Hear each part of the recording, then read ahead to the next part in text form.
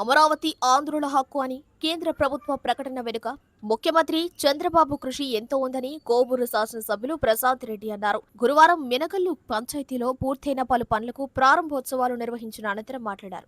దేశ అత్యున్నత ఉభయ సభల్లో ఆంధ్రప్రదేశ్ కు రాజధాని అమరావతి అంటూ చట్టం చేయటం తెలుగుదేశానికి గర్వకారణమన్నారు. గత ప్రభుత్వం అమరావతిని రాజధాని కాకుండా ఎన్ని అడ్డంకులు సృష్టించినా ఎట్టకేలకు కేంద్ర ప్రభుత్వం ప్రస్తుత ముఖ్యమంత్రి తీసుకున్న శ్రమను గుర్తించి అమరావతిని రాజధానిగా చట్టం చేశారన్నారు.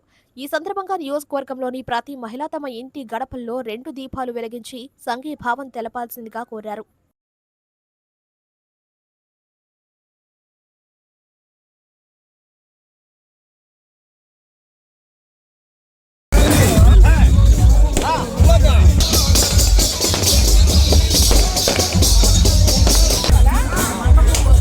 సభ్యులు మన గ్రామానికి విచ్చేశారు. మీ అందరి కనదారుల మధ్య ఆంధ్రుల రాజధాని అమరావతిగా ఢిల్లీలో ప్రకటించిన సందర్భంగా మన ప్రీతమ ఎమ్మెల్యే గారి చేత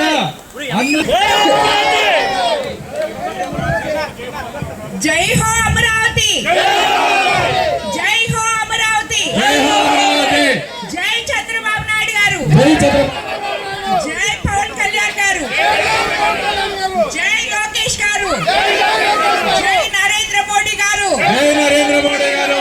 జై తెలుగుదేశం.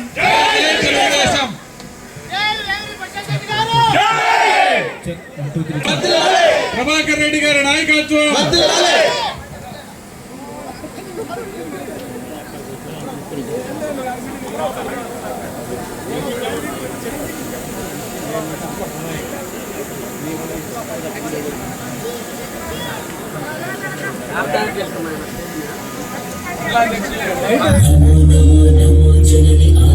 ఈరోజు అమరావతి ప్రారంభోత్సవ సందర్భంగా మేడం గారు కట్ చేశారు కేక్ ని. అందరూ అమరావతి సాంగ్ ని అందరికీ కృతజ్ఞతలు.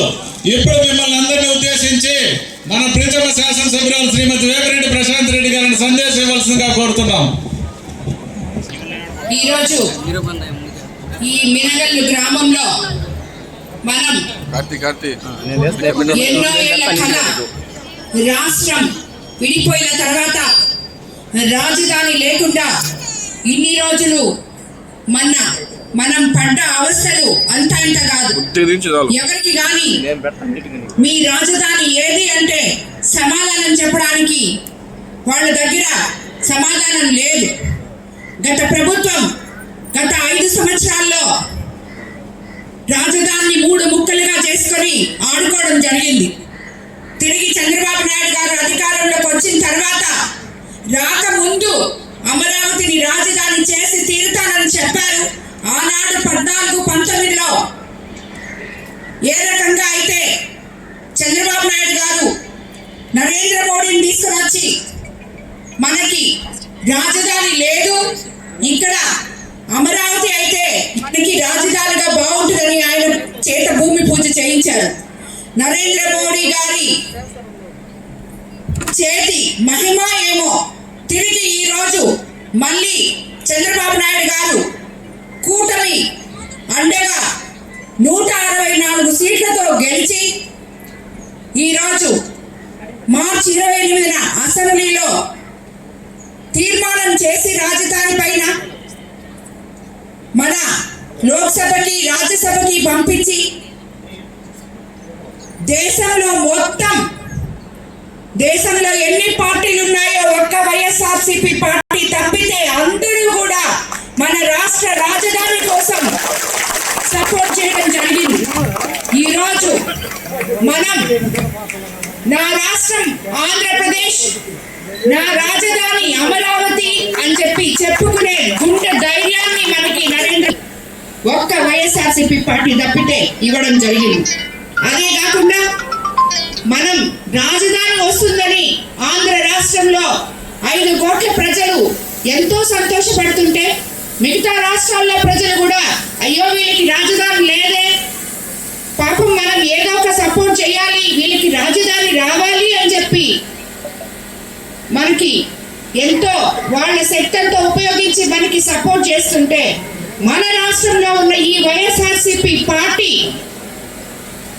దానికి వైఎస్ఆర్సిపి నాయకులు, పార్టీ మొత్తం కూడా దానికి అగెనెస్ట్ గా అసెంబ్లీకి సరే రాలేదు, కానీ పార్లమెంట్ లో దానికి అగెనెస్ట్ గా మాట్లాడి వాళ్ళు ఏదో సాధించాలనుకున్నారు. కానీ భగవంతుడు అనేవాడు చంద్రబాబు నాయుడు గారి పక్కన, ఆంధ్రప్రదేశ్ రాష్ట్ర ప్రజల పక్కన ఉన్నారు కాబట్టి ఈరోజు మన రాష్ట్ర రాజధాని అమరావతి అని ఈరోజు నిరూపించబడింది. కాబట్టి దీనికి మనం ముందుగా నరేంద్ర మోడీ గారికి శిరస్సు వంచి నమస్కరించుకోవాలి. మన రాష్ట్ర ప్రజలందరూ కూడా మనం ఎప్పుడు చెప్పుకుంటూ ఉంటాం, కూటమి ప్రభుత్వం డబుల్ ఇంజన్ సర్కార్ మనది అని. ఆ డబుల్ ఇంజన్ సర్కార్ అంటే ఏంటో ఈరోజు 20 నెలల్లోనే ముఖ్యమంత్రి చంద్రబాబు నాయుడు గారు ఆంధ్ర రాష్ట్రంలో చూపించగలిగారు. అవన్నీ అభివృద్ధి, సంక్షేమము రెండు కళ్ళులాగా ముందుకు తీసుకుపోతానే ఆంధ్ర రాష్ట్ర ప్రజల కళ రాజధానిని కూడా అమరావతిగా చేసి నెరవేర్చడం కూడా జరిగింది.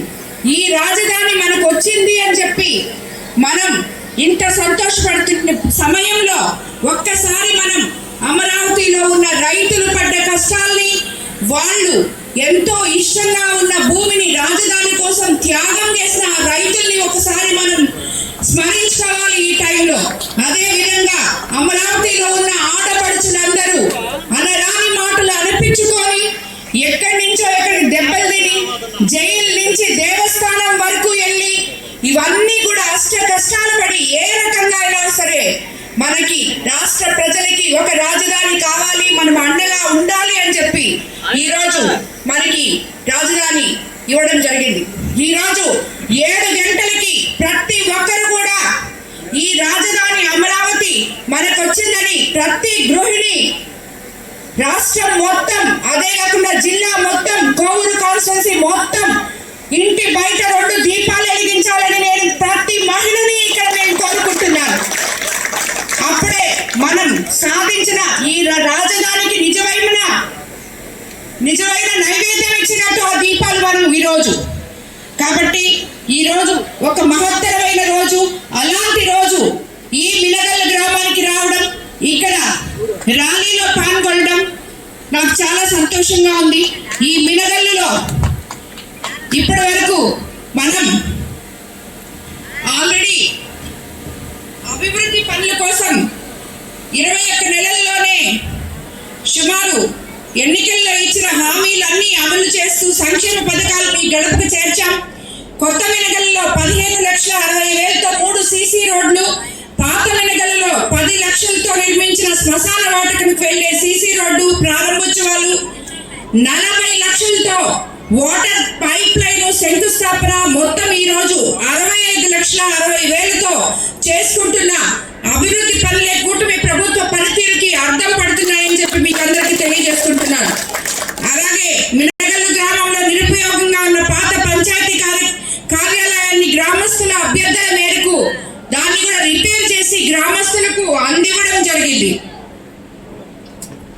కొత్త మినగల్లుకు మరియు పాత మినవల్లి గ్రామంలో ఇరిగేషన్ శాఖకు సంబంధించి 52,10,000 సాగునీటి కాలువలు పూడికలు తీయడం జరిగింది.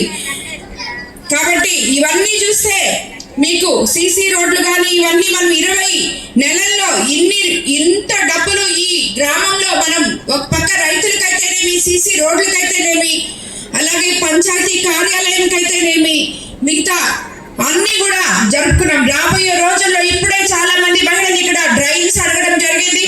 ఆ డ్రైన్స్ కూడా తప్పకుండా అందరికీ అందజేస్తామని, ఎవరైతే ఇల్లు లేని పేదలు ఉన్నారో వాళ్ళకు కూడా ఇల్లు కూడా ఇచ్చేదానికి తొందరగా ఇచ్చేస్తామని చెప్పి కూడా మీకు అందరికీ తెలియజేసుకుంటూ, ఈ కార్యక్రమాన్ని ఇంత దిగ్విజయంగా చేసిన కూటమి నేతలకు, తెలుగుదేశం పార్టీ నాయకులకు,